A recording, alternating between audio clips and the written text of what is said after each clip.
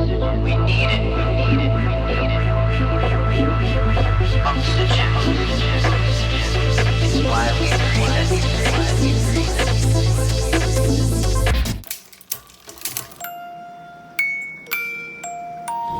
Hey everyone, welcome back to another episode of Small Business Stories. We are so excited. We are in season not one, not two, not three, not four, not five, but season 6. And so we're really excited kicking January off with a whole theme around health and wellness. And I'm very privileged and excited to bring a friend of mine on the show today, Stan Radomski.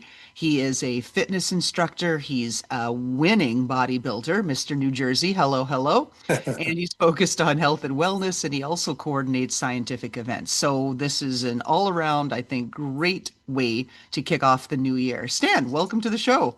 Thank you, Laura Lynn. And that's quite the introduction. I definitely appreciate that. Thank you. Well, you can live up to it, right? You can fill the True. spaces, as they say. So it's fantastic. Stan and I guess we've known each other now. Geez, I don't know, 12, 13, 14 No, years. I think more than that, right? I, Mhm. I think 15? it could be 20, maybe 20 years. It's been a while. Been a while. Yeah. We met at the PABPNG group, that meeting, Geez, Louise. Yeah, I guess we're Pennsylvania. Yeah, that was a long time ago. holy cow. Yeah, it Yeah. was a really long time ago. But that said, I think it speaks to a couple of things. I think it speaks to how people should focus on relationships that matter, even though we don't talk all the time. I mean, even just a few times a year lately, we've been so busy, but maintaining a connection, I think that that's important. And I think it's also important to give relationships room to breathe and grow and change. I mean, those are my takeaways. What are yours? No, and I agree with that. I mean, it's all about the networking. I mean, really, the gist of those groups was building those connections. And I've made a lot of friends through those groups. I mean, even though it wasn't my circle, let's just say that. But the people that I met were, they were good people, and my role in that was to, bring people together as a networker. That's what I do. I do it in my fitness groups. I do it, and I'm always trying to connect people. It's just what I do. I And know I you have can. and I have to do it in my own life, so I can't be telling people you should do this and I don't do it myself. So, Right. I think that speaks volumes. Yes. Well, I think like you as the guy I know, you've never been that guy. Yeah, yeah, you get off the couch. Yeah, yeah, yeah. And go work out a little bit and do something while you're sitting there stuffing your face with bonbons. Not your way. And you're No. always connecting people. I mean, Yeah. the bionet biotech, pardon me, networking groups that you've created. I mean, you grew them to many, many, many thousands of people, very active groups. So you know how to network. Yep. Yeah. I'm a connector. I consider myself a connector. Oh, yeah, for sure. Well, let's talk about that. What do you see as the importance and the benefits of networking with others and of being part of a community where you are networked into? Mhm. Um, the reason why we really started those groups was I'm in pharmaceutical, and there's really not a lot of networking groups. I came out of that group. There was another group. Well, the guy that owned that group before, it was I can't remember the name of the group, but he basically moved. And so, he had this group. We'd meet on Tuesdays, and it was a core of us that we became friends over the years. And then he decided to shut the group down, and we're like, "Oh, wait a minute, what are we going to do?" There's no pharmaceutical networking groups in the central New Jersey area. So that's when he shut that group down, that's when we decided we're going to launch the New Jersey Biopharma Networking Group. And then that kind of grew, and that morphed into Pennsylvania, and then it morphed into New York, and and all the other groups. But the goal of the group was to continue to build those connections. And New Jersey, we launched that in 2010, and it was pretty amazing because we had the core from the previous group, but what we did with that group was, we had a partnership with Rutgers. The woman, the instructor at the time would come to our meetings, and she's like, and she said, "How about we do this? If we were to network and bring together the academia, those kids moving from academia to the workplace." And we get them to network with you. What would you think about that? And we put a whole presentation together, and it was really cool to watch the dynamics of the younger generation in networking with the seasoned veterans, us as the seasoned veterans. And it was cool to see that. And we did that in the New Jersey group. We had done it with another college as well. One of the there was a guy that would come to our meetings, and he'd also go to New York, and he's like, "Oh, I really like what you did with Rutgers. Can we do that at my college?" The thing is, we were all volunteers, and it just took this. It just took a lot of time. We were none of us were getting paid for it. And then, of course, flash forward to 2020 when the pandemic hit, and basically everything just shut down. You know, and even doing a networking group virtually, there's still a lot of planning on the back end that still needs to happen. Even though there's no physical place, you've got to send out the invitations, because you can't just put something out there and expect people to show up. You've got to like constantly broadcast it. And it got to the point where like I've been doing it for so long. I needed to do something different. And I needed to, physically for me, I needed to step away and pursue other things. I mean, I had been doing New Jersey. I launched New York. I launched Massachusetts. I launched St. Louis. We launched a group in Canada. We had a member from the New York group move to Canada, and she's like, "I want to launch a group here." So we saw a lot of successes. I mean, the group is still around. The groups are still around today, but in a completely different capacity. You know. Right. And well, a couple of observations. One, do you think that young folks, like again, we are the old and seasoned folks, just in case anybody had any doubts about where we are in We're this. only 39, Laurelyn. Only Well, 39. well, see, I'm going to be 40, so I'm a little older than you. That's right, right? Yeah. So us middle-aged folks, yeah, compared to the Gen Z, do you think Gen Z has lost the art or the interest in networking? I don't think so. I mean, think about how we started. Hmm. There was no networking groups for us. I mean, it was, how did you get to meet people? How did you find a job? I think today with social media, I think it's a necessary evil. I think everybody has to network whether they like to do it or not. Because, even when you're looking for a job, what are you doing? You're networking, you know? And I think a lot of the colleges today, I think they're probably teaching them like this is what you have to do, this is where you have to go for things. We didn't have that. We didn't have that when we went to college. I mean, I know you, I went to college, I was in my mid 20s. You just picked a college and you just went. But even, looking for a job or doing whatever or meeting people, I mean, you have to network, and I still go to plenty of networking meetings, and there's a lot of young people there. So I think it's definitely different for us versus for us. We've had to adapt where these guys have basically been born into it. Yeah, I You would know? say that there's a lot that has changed and shifted. But Mhm. I also think, again, like in another observation, the importance of community. Yep. It's amazing to look. I look back and I've met, oh my goodness, I wouldn't even want to count them. Tens of thousands. I mean, just even during the pandemic years, I Yep. went through banker boxes full of business cards that I had collected over the last whatever 5 years prior. I mean, it was tens of thousands of cards. So if I got a card, I've obviously met somebody. And so I Right. was thinking about that. Most people, of course, lost touch with and all that.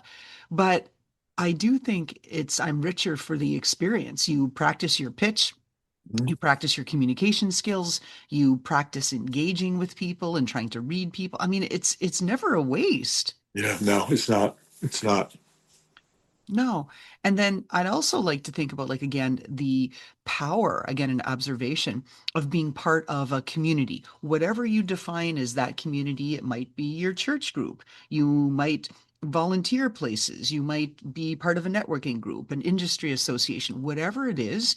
I really think it's becoming more important to have that sense of community and belonging because of all of this AI crap, Oh, right? totally, Don't you totally think? agree. Totally agree. I mean, yeah, whether we like to do it or not, I mean, there's times, trust me, after working all day, the last thing you want to do is go to a networking group. But you know what? When you go there and you make those connections, and I mean, those connections build over time. It's not like you and I met each other like we were fast friends. I mean, it took, No. this is years. I mean, this is years in the making. The friends that I have, it was years in the making too. Um, but something brought us together. For us, for you and I, it was the BPG networking groups that brought it was that community. It was that community because we were both in the same industry, you know? That's right. It made a difference. Do Mhm. you think as you're getting older, it's getting harder to make friends? Oh, definitely. Yeah. Totally agree with that. I mean, I've been in the gym for a long time, and I remember when I was in my 20s in the gym, you know, people are like, oh, how long you been in the gym? "Oh, 3 or 4 hours," and you didn't think about that because you had no responsibility. So I'd be hanging out with my friends for 3 to 4 hours, and then I'd go the next day. And like nowadays, you go in and you just like, I don't have the time. I want to go in, get my workout done. You know, but I often think about that. Like I think about when I was in my 20s and my 30s. Like God, it was so easy to meet people. You Mhm. know, and even when I was working at the gym, I would like sit back and I would just watch the interaction. Like, God, that was like me 20 years ago, And it's like, I think as we get older, it gets very hard to meet people. It really, really does because everybody has their own lives, Yeah. and everybody's in their own little world. That's what it is. Everybody's in their own little world. I think it's a couple of things. I think with the whole invention of AirPods, earbuds, whatever, Mhm. brand that you follow, that those have created artificial walls. So it Yep. said, hey, don't bother me, leave Yep. me alone, don't look at me. Yep. Then we've got the factor of the whole Me Too. My goodness, heaven forbid if anybody of opposite gender or anything looks and says, "Oh, hey, you working out?" Like you hear, like, "Oh, my goodness," right? There's the, the flags will go up. So better zip it, say nothing. And Right. then the third thing I think is another factor is our age. Yeah. People don't want to talk to people that are our age. We get and we're, hey, just for the record, in case anybody's not getting the visual experience, Stan and I are not 95 years old by any means. We are Feel like it. No, I'm middle-aged. just kidding. Yeah, yeah, it does. There are days. Don't even get me started on that. But especially the morning, get out of bed. Like I grunt now, but that's a whole other thing. Anyway, but I also think it's much more difficult as we get older because people are more invested and insular about their own lives. They don't want any other distractions. We've all had enough drama and nonsense and this and that. We don't want any more of that. So we're just like, yep, I'm going to stay in my lane and ignore anybody else who just It's happens to be true. in the way.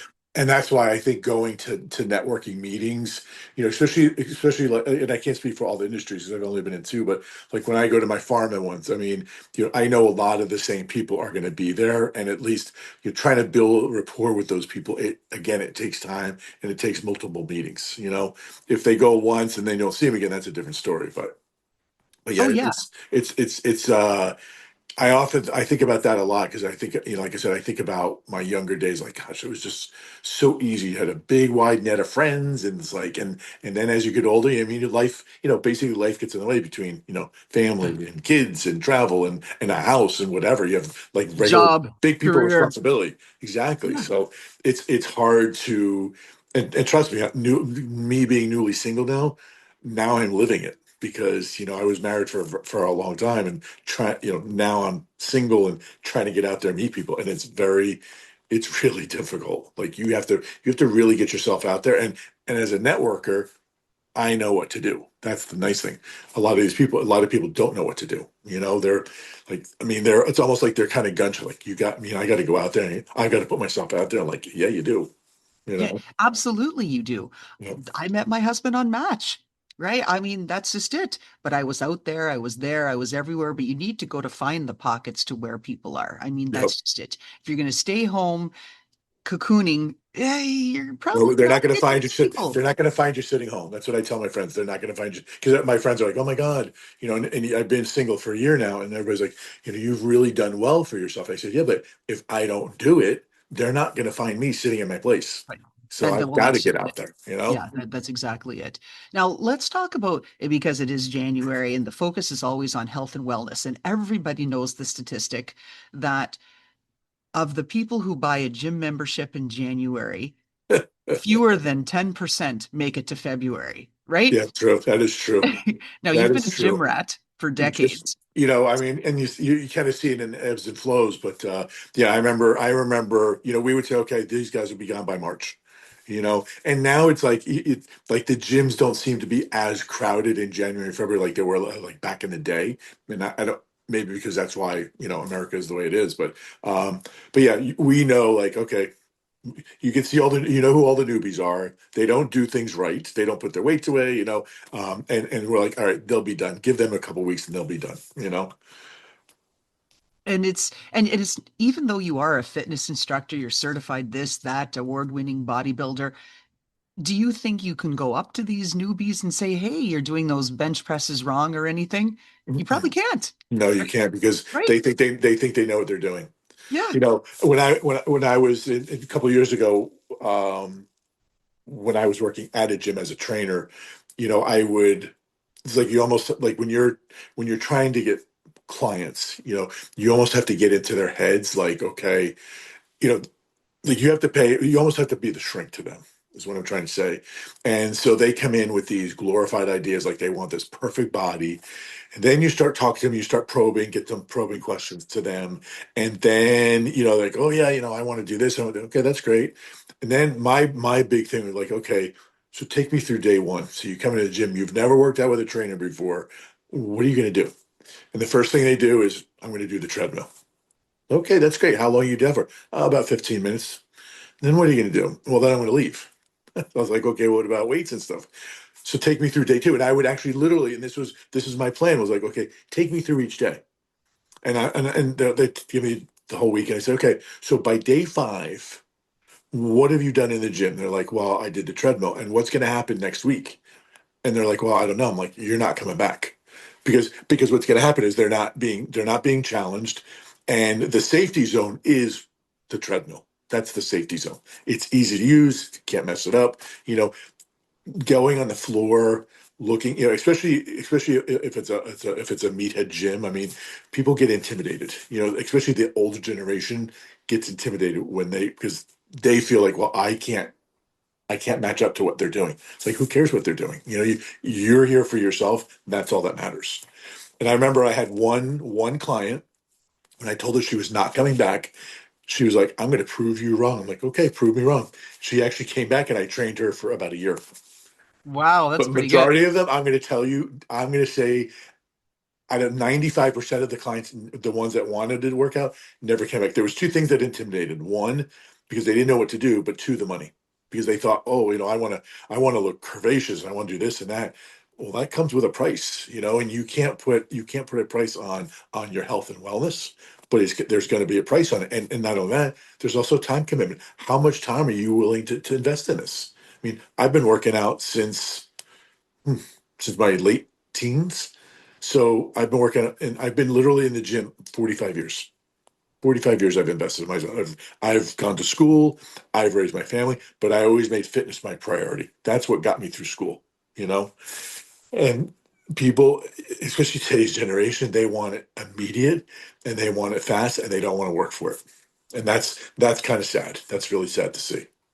Right. It's just so much easier. Get your gluteal fat removed, right? Get a little Mhm. liposuction. Great. Get my calf Yep. implants. All Yep. done. Fantastic. A little GLP-1. Excellent. I'm all skinny. Give me a few months. Done.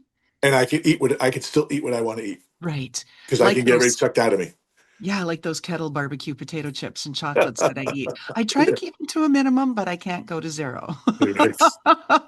Yeah, it's I mean, I hear it all the time, like, oh, I wish I could do what you do. And I'm like, anybody could. I'm not doing anything special.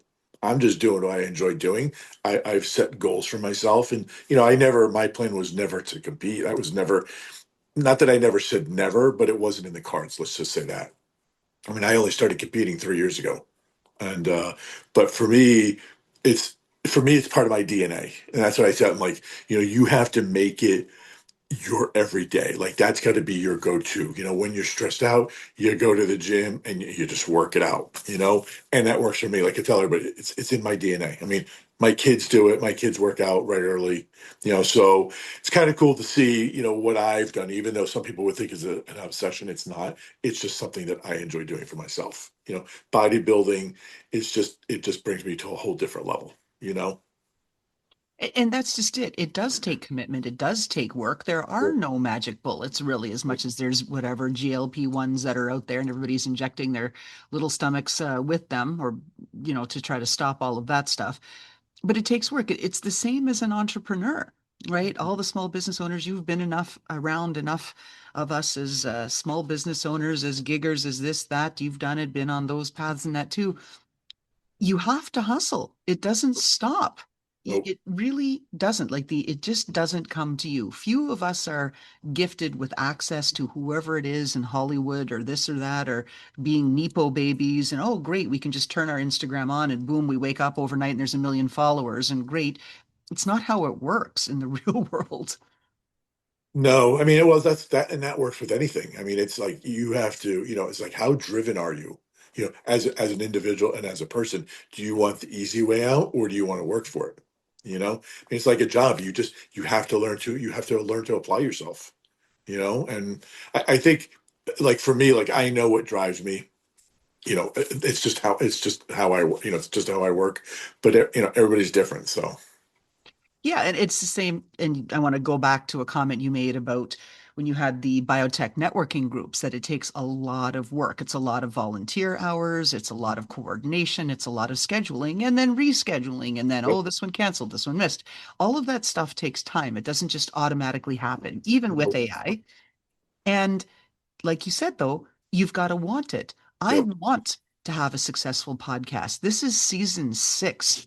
I didn't just show up and say, hey, great. You know how hard it is to work to have a ranked podcast out of the sea of tens of millions of podcasts out there? It takes relationships, it takes reaching out to guests, it takes scheduling, rescheduling, all of the stuff, planning for the interview, all of the things, the production, the airing. And then at the end, very few people actually share the episodes. And so you think, wow, why are we doing this? But maybe that's not part of their goal, even though they wanted to come on, or some cases, in most cases, in fact, they pinged me. Like requested out to you to be interviewed. But for the most part, people ping me, hey, can I be on your show? And so it's this whole psychology about what is important. You said the gym is important. You make time for it. For me, yep, I don't like the gym. I don't make time for it, but I make time for my dog to walk her because that's a priority for me. right. You do what you love and you do what you feel like you need to do. Yep, exactly. Exactly. That's what, when I hear like guys, especially like I do a lot of posting on social media. I share my journey, share my fitness journey on Facebook, and I belong to a whole bunch of, private fitness groups. And, you guys like, oh my God, you look great for your age. I wish I started sooner. And I'm like, but you can't. It doesn't matter when you start working out. It doesn't matter when you start your fitness program. The fact is, you're doing it now. You have to look at where you were in your life at that point and why you couldn't do it. And you can't beat yourself up because you can't change the past. What you're in control of is present day and future. That's what you're in control of. For me, everybody's like, well, why did you start when you started? Because the timing was right. You know, I had no responsibility. I was basically, I was working. I wasn't even in college yet. I was finished high school. I worked. I was living home, so I had no responsibility. So why not join the gym? You know, and I look back now, I was like, wow, like I never thought I'd still be doing it, and I never thought I'd actually ever compete either. But like I said, for me, I enjoy it. Um, I enjoy I enjoy inspiring people because I know that's what I do when I post my pictures and when I share, because trust me, Laura Lynn, you've seen you've known me for a while. I mean, you didn't know the 20-year-old Stan versus the, let's say, the Nope. the 40-year-old Stan. We were two different people basically. And so, but I share that when I'm writing and I'm posting, I'm sharing what my struggles were because it's not easy. It's not like I just lifted a 5-pound plate and I just put on muscle. No, it took a lot of drive. It took a lot of determination. There's just you. Even though you fix your body, you have to fix what's upstairs as well. Because even though you're physically fixing what people see, they don't know what's in your head. You know, and as a young man, especially a young guy, even females, I mean, you see what's out on social media. Like Oh, the perfect body. Okay, that's not reality. Yeah, it's reality if you're going to work for it, but that's not what you should aspire to. you know and what I tell people is like this is like I struggled like you. I struggled with putting a pound on.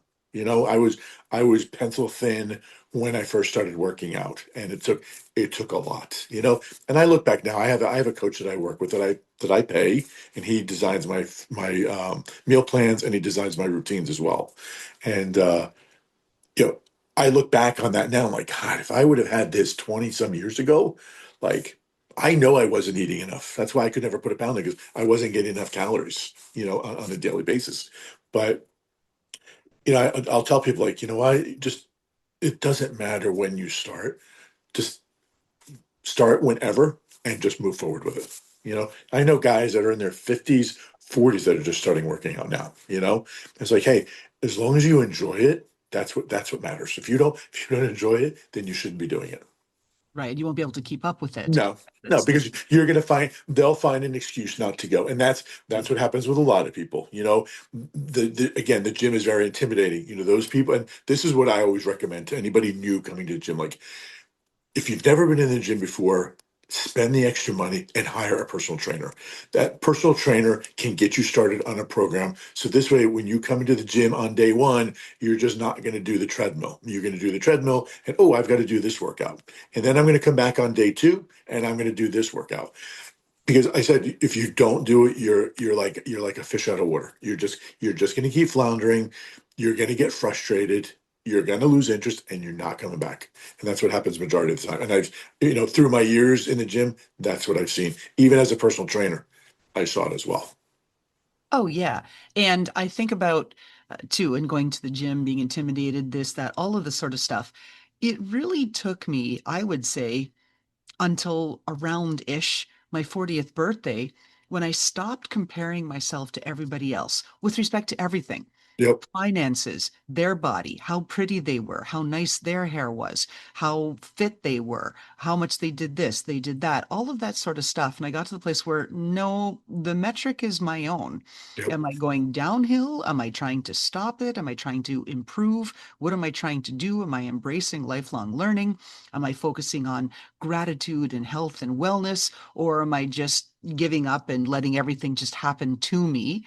Or am I doing something about it? Right? Yep. And but it took me a long time. It took me 40 years, to But get that I mean, you're not the only mentality. one. I mean, we all, everybody goes through that. You know, life in general, you have your life experiences, and trust me, it took me a long time to get comfortable in my own skin. The reason why I didn't compete when I was younger was because I just never felt I was good enough to compete. Like, honestly, I never felt I was big enough to compete because I'm like, oh my God, I'm like this skinny twig, and that guy's like massive. I can't compete with that.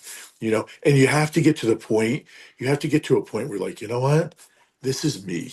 And you have to learn to accept you for you.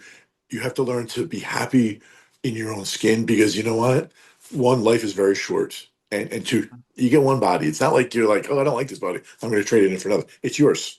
you know and how you treat it and what you make of it, it's all up to you. And you have to get to the point of, like, you know what, screw what everybody else says, and I'm happy with just being me you know Oh, yes. That's what I love going through the decades. In your teens, you're trying to figure it out and trying to be Mhm. all this and all that and, pretend to show off and be a bag of potato chips and everything else to everybody else. In the 20s, you're thinking, okay, yeah, I'm still pretty cool. I'm awesome. 30s, you start to come into your own. 40s, you're like, nah, I'm not so affected by anything else anymore. And Yeah. then when I hit 50, I was like, "Pff, DGAF, man, like this is it." Exactly what I was like when I hit 50. When I hit 50, I really did not care what people thought. It's like, No, and that's what I tell my friends. I tell my friends this today. It's like, you either accept me for me or you don't accept me at all. And because I'm not going to change. I mean, and I always, I always wanted to please everybody else. Dress the way they wanted, say what I want. So I'd watch what I would say, and then it's like, no, that's not who I am. It's really not who I am. And I think you have to you have to be who you are. I think that's what it has to be.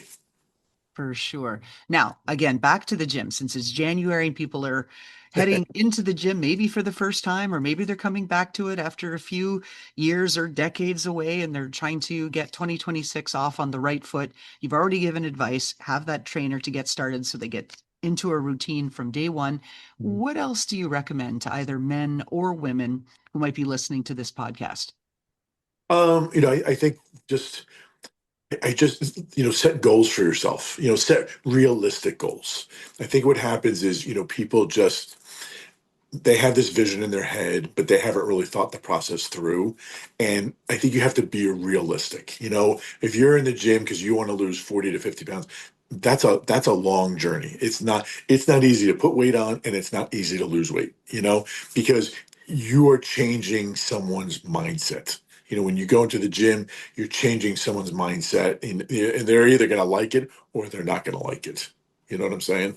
But you are changing their mindset. You're trying to get them to live a healthier lifestyle. But I think they have to be realistic with their goals, and you know don't weigh yourself every day. I mean, trust me, I've worked with plenty of people like, oh, I want to lose weight, and they'll just weigh themselves every day, and they just Yeah. start beating themselves up. What I would tell my clients is, no, you weigh yourself once a week.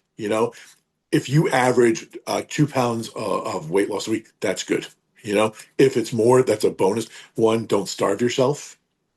Continue to eat your food in moderation, but you have to continue. And I tell my friends this all the time, like, you got to make sure that you're getting a good balance of macros. With my coach, I know that I have my macros are all balanced between my fats, my proteins, and my carbs. Everything is balanced. And I think learning how to do that. I mean, today I think they can do it in Chat GBT. I think they could literally put together a meal plan in Chat GBT. Like, it's just, that's how scary it is. But yeah, I just think being realistic with your goals, and just be happy with the milestones that you're going to achieve, because it's going to take a while. I remember when my son first started working out after the pandemic ended. He would never go to the gym with me, and then finally, when the pandemic ended, and the gyms we still have to wear masks when the gyms reopened, but he wound up going, and he's like, when am I going to see results? I said, realistically, 6 to 9 months. Because it's not going to happen overnight. It's not. It's 6 to 9 months. You should start as long as you're starting to eat right. If you're going to go to the gym and still eat, like, say, 5,000 calories a day, that's going to be not a good thing. You know what I'm saying? But realistically, yeah, 6 to 9 months, you should start seeing results. There is that intake output thing, right? If you're consuming 5,000 calories of potato chips and ice cream every day and only Yep. working off 1,000, the math Correct. doesn't work, right? No, It doesn't work. No. no.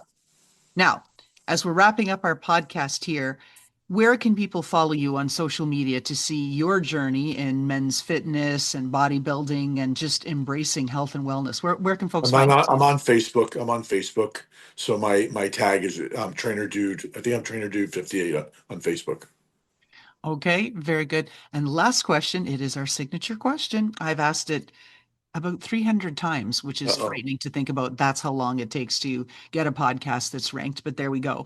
If we got to peek into your closet and looked at some footwear or clothing or accessory or something that says, this is Stan Radomski, signature, personifies you, what are we looking at?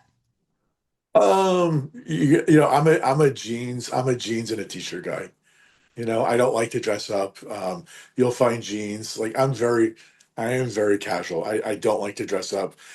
I hate where I have to wear a dress shirt to work every day. If I don't have to, give me a t-shirt or just even a sweater. Just very casual. There you go. So we heard it, folks. Stan Radomski giving us all kinds of good tips on. I've never been asked that question before. That's pretty funny. Few people have. It's like I That's said, so that's why it's my signature question. And we've had unbelievable responses over the years. that's Like so fun. just unbelievable. Everything from, oh my God, I don't even know. It's just it's too wide ranging. And really never the same answers twice, which is kind of fun. It makes it interesting. And so, okay, we've heard from you, Stan. Basically, get out there and get started, right? Why wait? Exactly. Exactly. 2026 is a new start, so you gotta start somewhere. Thank you, Stan. Thanks. Pleasure. Have a happy New Year. And how about that fantastic intro by Touch Circle?